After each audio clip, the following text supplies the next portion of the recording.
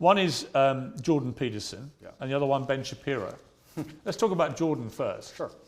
You've had a bit of a to and fro with him, but what is your view of him? I think Jordan and I actually agree on many issues. I think the enemy of my enemy is my friend. I think we have a lot more in common than we have that we disagree on. We have different views of the world on certain things. I think we approach him from different places. He's far more in his mind, whereas I live in more in a physical realm than he does. I have nothing against Jordan. I don't dislike him.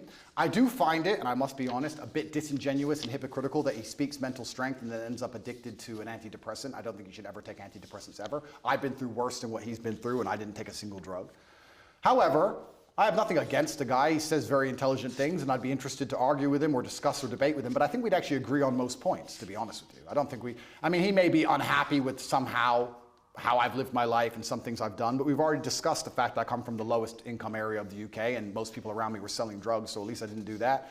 So I'm not going to allow somebody who's a professor in a university who's had an easy life come along and tell me how people from the streets should survive. You have to find a way out. Let's get rich or die trying. But I have nothing against the guy. I just think that he's been a bit hypocritical, and then, truthfully, the only time I've been genuinely a bit appalled by any of his actions was the tweet he made on Israel-Palestine when he said, "Give them hell." I know that's an easy thing to say, and it's an expression that people use and they throw it around flippantly.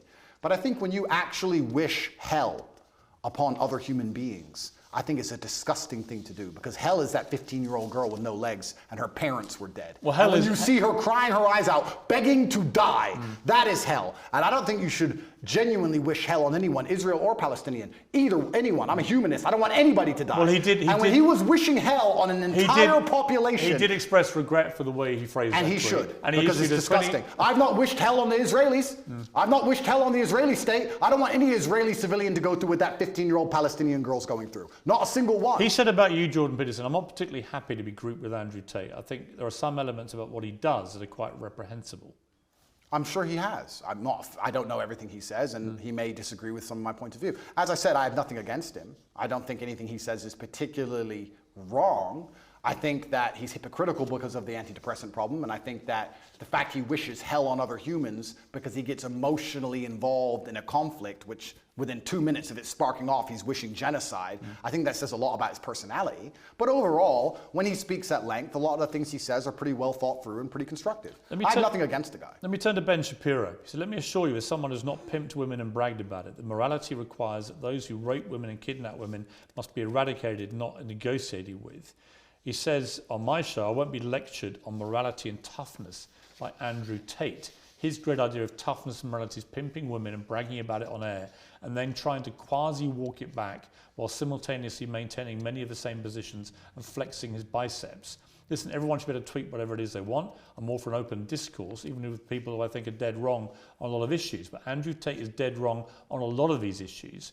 And the particularly ridiculous posturing about being yes, you're very tough when you want people to make peace with terrorists who've just murdered their children, very, very tough. What do you say to that? So Ben is a warmonger. Ben has been wrong on basically every single issue you can name. He was with you with the vaccine and every other war. Ben is always calling for other people's young men to go and die in some war. He seems to love it. I don't know if he has short man syndrome, but he's always behind his desk calling about how important it is that big, strong men like me go and die. And the reason he tweeted that and said that is because when Hamas and Israel, at the very early in the conflict, I think it was 3 days in, were discussing possible peace talks, he tweeted, "No, absolutely not, fuck them, kill them all." And I said, Ben, as a man who's done his own fighting, because I've had a life of pain and violence, listen to me.